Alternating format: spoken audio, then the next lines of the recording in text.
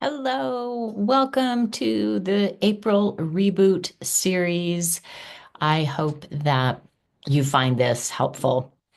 And if it turns out that this is just too much for you, then you do your own reboot in your own way. But I recognized this coming in March. And so I started to prep myself and my calendar and my mindset for ways that I could intentionally feel like I was experiencing a reboot or hitting the refresh button or the restart. And so, my suggestion for you, since this is the beginning of April, is to, within the next few days, and maybe a little bit of this daily, whatever works for you. I have a few suggestions, and you could sift and sort through them, see what really lands, release what does not, and trust that it is just perfect, whatever you come up with. So I'm just going to pull up my notes here. So, week one, clear the clutter physically, mentally, or in your environment, whatever lands for you. Here's a couple of suggestions. Maybe it is decluttering your inbox. Maybe that means unsubscribing from some draining emails, or some things that just aren't now anymore. Maybe you signed up a while ago, it seemed perfect. Now it doesn't fit. It's okay to release it. Same way with social media. Maybe you want to put some parameters on yourself for when you get on social media, how long you're on there, what you look up while you are on there.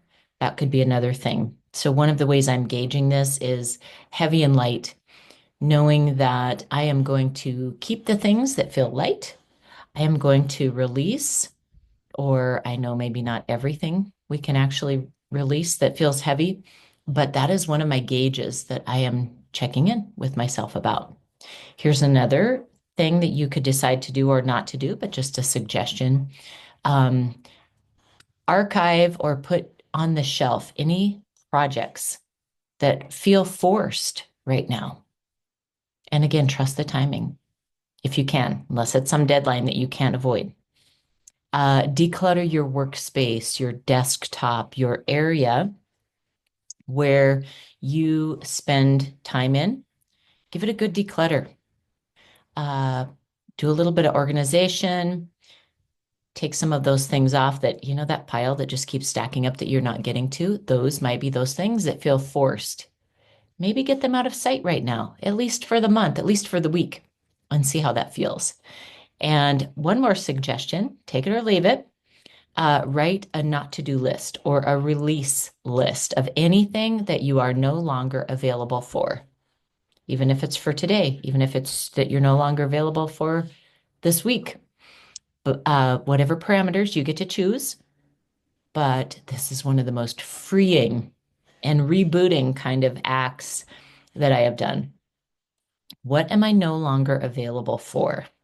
And I love that word. It's even how you can answer questions when somebody says, "Hey, could you do this?" You could pause and you could say, "Oh, I'm not available for that." You'll be surprised. Like do they take that answer?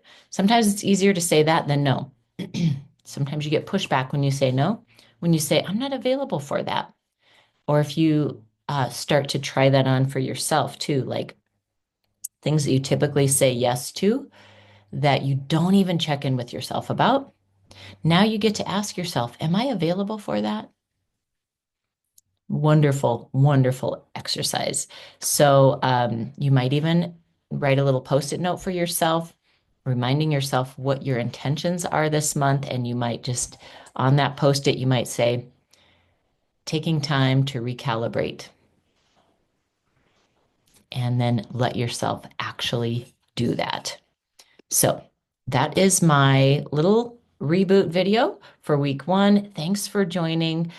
Please hit reply and let me know what's working for you. If you have a suggestion, how your reboot is going, how you noticed maybe that it was time to reboot, like I want to hear it all. I love this. I'm glad we're doing it together. Thanks for hopping in, and I will send you another video next week.